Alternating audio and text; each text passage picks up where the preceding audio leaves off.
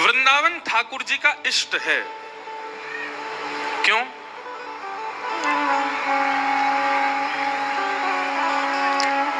क्योंकि श्री जी के हाथों निर्मित है। बहुत ध्यान से पीछे वाले सुनो, आगे वाले तो अभी आके बैठ रहे हैं, आप ही लोग सुनो कथा। वृंदावन ठाकुर जी का इष्ट है। क्यों? क्योंकि श्री जी ने वृंदावन का निर्माण किया है। हमारी माता जी, हमारे पिताजी घर में कभी सातिया बनाते हैं, कभी कुछ अच्छा माता जी कुछ ना कुछ बनाती है ना, कभी अभी दीपावली के समय पर भी दीवार पे कुछ बनाएंगी या सातिया बनाएंगी, हमारे लिए वो पूजनीय हो जाता है, हमारे लिए वो पूज्य हो जाता है। ऐसे ही किशोरी जी के द्वारा निर्मित है वृंदावन, इसलिए ठाकुर जी उसको अपना इष्ट मानते हैं। केवल हमारा इष्ट नहीं है, ठाकुर जी का भी इष्ट वृंदावन है। प्रिया लाल को लाढ़ लढ़ावत, प्रिया लाल को लाढ़ लढ़ावत। ठाकुर जी को लाड़ लड़ाने में, किशोरी जी को आनंद कराने में सबसे श्रेष्ठ सहचरी वृंदा सहचरी वृंदावन। वृंदावन भी एक सखी है। प्रिया लाल को लाढ़ लढ़ावत, सब विधि पूर्ण काम हेरी मेरो, सब विधि पूर्ण काम वृंदावन सुख धाम हेरी मेरो, वृंदावन सुख अरे हारी मेरो, वृंदावन सुख धाम हेरी मेरो,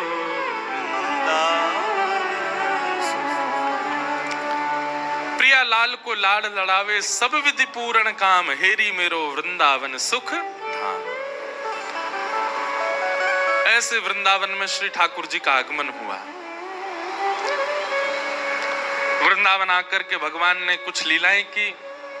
अघासुर का वध किया, धेनुकासुर का वध किया। एक वत्सासुर नाम का दैत्य आया था।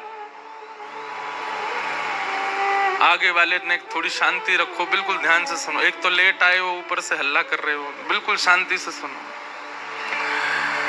पीछे वाले पता 12 बजे से बैठे हैं, जो बैरिकेटिंग के पीछे हैं, 12 बजे से बैठे। आपकी पीड़ा हम समझ सकते हैं, लेकिन बहुत सावधानी से कथा सुनो। हम 2 ही दिन और सुना रहे हैं, तो 2 दिन बस चूको मत, एक शब्द भी आपसे रह ना जाए। और आज तो हम हाथ जोड़ के प्रार्थना कर रहे हैं, आज की कथा में तो हमको बिल्कुल डिस्टर्ब ना हो, तो भाव प्रकट हो। वत्सासुर नाम के ठाकुर जी ने एक दैत्य का वध किया, जो कि बछड़े के रूप में आया था।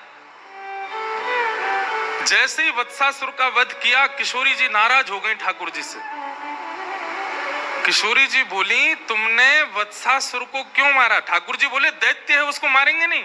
बोले, भले ही दैत्य था, लेकिन वो बछड़े के रूप में था, गैया के रूप में था, आपने उसको क्यों मारा?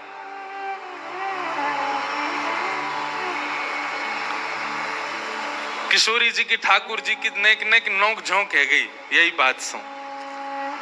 आहा, एक श्लोक है, श्लोक में ही ठाकुर जी और किशोरी जी का पूरा संवाद है।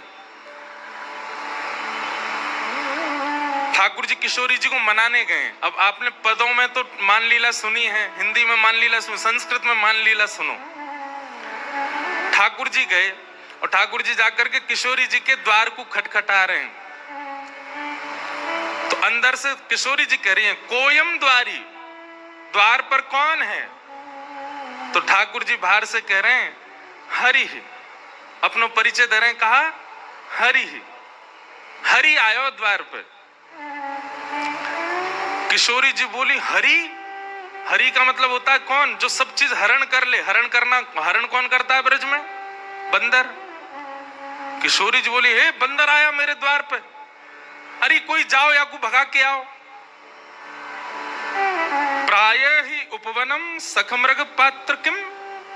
अरे कोई वन का बंदर आ गया है मेरे द्वार पे। तब ठाकुर जी कह रहे हैं अरे नहीं नहीं वो वाला हरि नहीं, कृष्णो हम दैते, मैं कृष्ण हूं आपका दैत। दैत कहते हैं घनिष्ठ को। दैत किसको कहते हैं? घनिष्ठ को। बहुत ध्यानपूर्वक सुनो, कृष्णो हम दैत, आपका अत्यंत घनिष्ठ कृष्ण हूं मैं।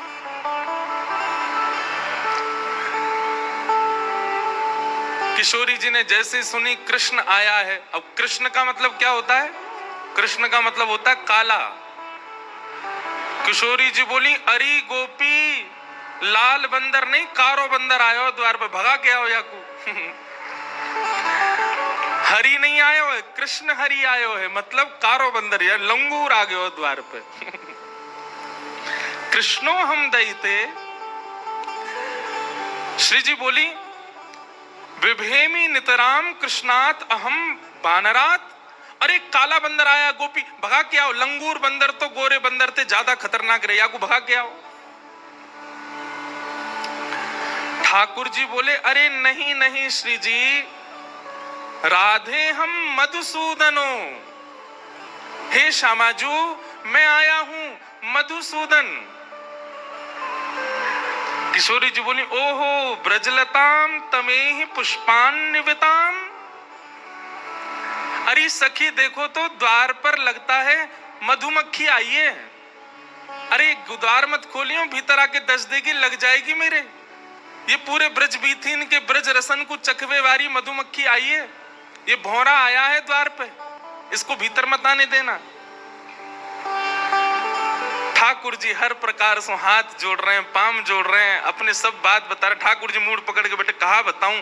हरि बताऊं तो बंदर सुने, कृष्ण बताऊं तो कारो बंदर, मधुसूदन बताऊं तो यूं सोच रही है कि मैं मधुहार हूं, मैं मधुमक्खी हूं। इत्थे निर्वचनी कृतो सदैता पातु हनो हरिवा। ठाकुर जी कह रहे हैं अरे मैं जगत नियंता जग पालक आया हूं। किशोरी जी कहीं विधाता आजकल पृथ्वी पर घूम रहा है, मेरे द्वार पे आ गया विधाता, ब्रह्मांड नायक आ गया। किसी भी कारण से श्री जी द्वार नहीं खोल रही हैं। ठाकुर जी समझ गए, मान कर रही हैं, रूठ गई हैं मुंह। अंत तो गत्वा ठाकुर जी कहते हैं अरे मैं ब्रज बीथीन को दास, ब्रजवासीन को दास, श्यामाजू को दास, आप सब ब्रजवासीन की कृपा दृष्टि से पलवे वारो आप सबन को दास आयो हूं। तब श्री जी बोले ओहो नंद नंदन कृष्ण आए हैं क्या? बोले हाँ ये है हमारा परिचय। बोले पहले बताना चाहिए हो कि ब्रज के दास आए हैं, ब्रजवासीन के दास आए हैं। जब अपने आप को सबन को दास बतायो तब किशोरी जी ने द्वार खोलो, कहो क्या बात है? बोले श्री जी क्षमा कर दो ना, हमसे अपराध है क्यों? किशोरी जी बोली अपराध नहीं, आपने वत्सासुर को क्यों मारा? वो बछड़ा बन के आया था। ठाकुर जी बोले आप बताओ मैं कहां करूं, कैसे मेरा अपराध दूर होएगा? श्री जी बोली अब तो एक ही उपाय है। बोले कहा? अपने हाथन के श्रम से, अपने शरीर के श्रम से एक कुंड प्रकट करो, वहां में स्नान करो, और वहां में जब आप स्नान करोगे तब पाप निवृत्त होगे, तब मैं आपको स्वीकार करूंगी। ठाकुर जी ने सुंदर कुंड को निर्माण किया। रोज जाते जा जा करके महाराज कभी बता में ठाकुर जी ने अपने कंगन से, कभी कह में पाम के अंगूठा से छिद्र से खोदनो प्रारंभ कियो। एक सुंदर कुंड को निर्माण कियो, वहां में जल को स्रोत प्रकट है गयो, वही है कृष्ण कुंड। ठाकुर जी ने उसने स्नान किया।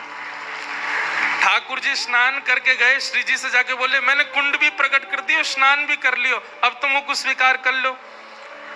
किशोरी जी बोली तुम पे भरोसा ना है मोए, अरे मैंने इतनी मेहनत करके कुंड बनायो, नहाए आयो, अब तो स्वीकार करो। किशोरी जी बोली मोए भरोसा ना है, मैं अब एक कुंड बनाऊंगी। तब किशोरी जी ने अपने कंगन से खोद करके नवीन कुंड प्रकट कियो, वही को नाम है राधा कुंड। और ठाकुर जी को आज्ञा दी अब या में स्नान करो, या में गोते लगाओ, और या में खड़े है करके फिर क्षमा मांगो ब्रजवासीन सो, गैया सो, तब क्षमा करूंगी। ठाकुर जी ने वहां में स्नान किया, कान पकड़ के क्षमा मांगने लगे। सब ब्रजवासी गैयान से क्षमा मांगी। तब श्री जी ने ठाकुर जी को बाहर लेकर के अपने हृदय से लगाया, वो अब स्वीकार करेंगे। नहीं तो महाराज ठाकुर जी से रूठ गई श्री जी, स्वीकार नहीं कर